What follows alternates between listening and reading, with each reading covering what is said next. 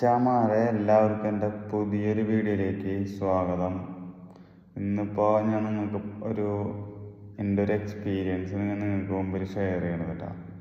ഞാൻ 2024 ജനുവരിയിൽ 1,00,000 രൂപ ഫിക്സഡ് ഡെപ്പോസിറ്റ് ഒരു ബാങ്കിലിട്ടു. അപ്പോൾ അവരെൻ്റെ അടുത്ത് പറഞ്ഞു 7.5% അതിൻ്റെ ഇൻട്രസ്റ്റ് റേറ്റ് കിട്ടാമെന്നാണ് പറഞ്ഞത്. അപ്പോൾ അവർ 1,00,000 ഇട്ട് കഴിഞ്ഞാൽ 1,07,500 അടുത്ത ജനുവരിയിൽ നമുക്ക്, അതായത് 2025 ജനുവരിയിൽ നമുക്ക് റിട്ടേൺ കിട്ടും. ആ സെയിം ടൈമിൽ തന്നെ ഞാൻ ഒരു SIP, അതായത് സിസ്റ്റമാറ്റിക് ഇൻവെസ്റ്റ്മെൻറ്റ് പ്ലാൻ ഞാൻ സ്റ്റാർട്ട് ചെയ്തു. 8,500 രൂപ മന്ത്ലി വെച്ചാണ് സ്റ്റാർട്ട് ചെയ്തത്. അതായത് സാലറി ഇപ്പോൾ 2-ാം തീയതി കിട്ടാൻ കഴിഞ്ഞാൽ ഞാനിപ്പോൾ സ്റ്റാർട്ട് ചെയ്തിരിക്കുന്ന 5-ാം തീയതിയാണ്.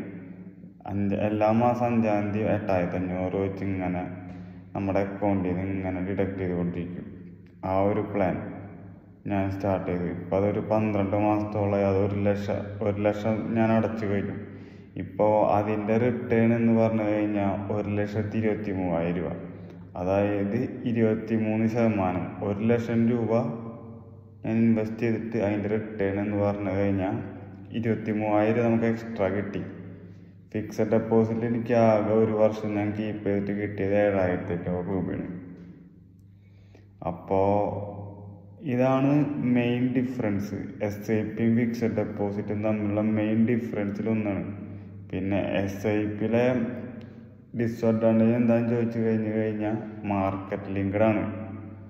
അപ്പോൾ മാർക്കറ്റാനും കുറഞ്ഞു കഴിഞ്ഞാൽ അത് എഫക്റ്റ് ചെയ്യും. പക്ഷെ ഫിക്സഡ് ഡെപ്പോസിറ്റ് എന്ന് പറഞ്ഞു കഴിഞ്ഞാൽ എപ്പോഴും ഒരു സ്റ്റേബിൾ ആയിരിക്കും. ആ എത്ര ശതമാനമാണോ പറഞ്ഞിട്ടുള്ള ശതമാനം ഇങ്ങനെ കിട്ടിക്കൊണ്ടിരിക്കും.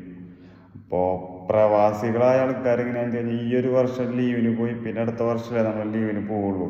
അപ്പോൾ അവരൊക്കെ അഞ്ച് കഴിഞ്ഞ് ഒരു SIP സ്റ്റാർട്ട് ചെയ്യാൻ കഴിഞ്ഞാൽ നാട്ടിൽ പോയി കഴിഞ്ഞാൽ ചിലവിനും കാര്യങ്ങൾക്കൊക്കെ അത് വേണമെങ്കിൽ നമുക്കൊരു പ്ലാൻ ചെയ്ത് നമുക്കത് വെക്കാൻ പറ്റും.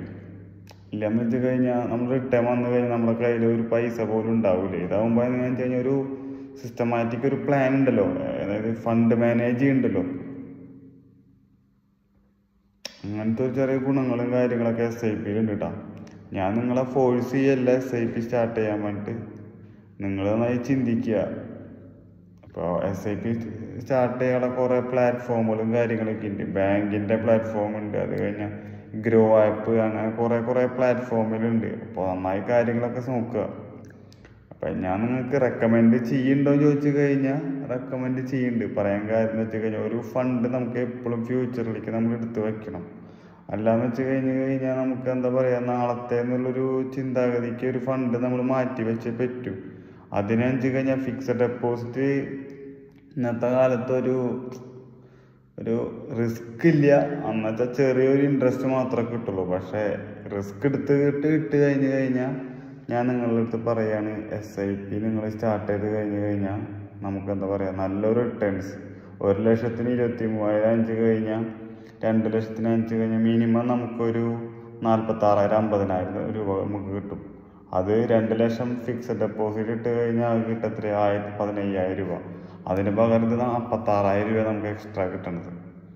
അങ്ങനെയൊക്കെ നമ്മൾ ചിന്തിച്ച് കഴിഞ്ഞാൽ നല്ലൊരു എന്താ പറയുക സേവിങ്സ് മെത്തേഡാണ് SIP.